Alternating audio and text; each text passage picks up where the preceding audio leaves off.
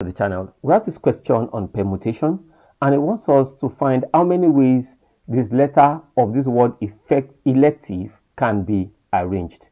Now, the first thing I want to do for the letter elective is count how many letters do I have in elective.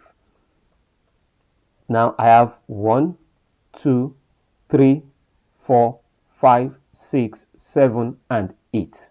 Now I have 8 letters. So the total number of ways this can be arranged normally will be 8 factorial. But when you look at it, I have a particular set of numbers that are repeated, which is the e's. This is repeated, the second, and here is the third.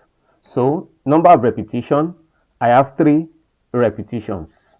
And the formula for permutation with repetition is given as n factorial over p factorial, where n is the total number of items and p are the numbers that are repeated. That will be equals to 8 factorial over 3 factorial.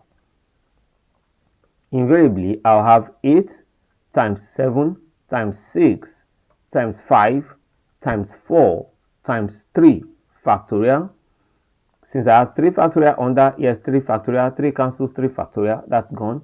So that my final answer will come from 8 times 7 times 6 times 5 and times 4. 6 times 5 is 30. 30 times 4 is 120.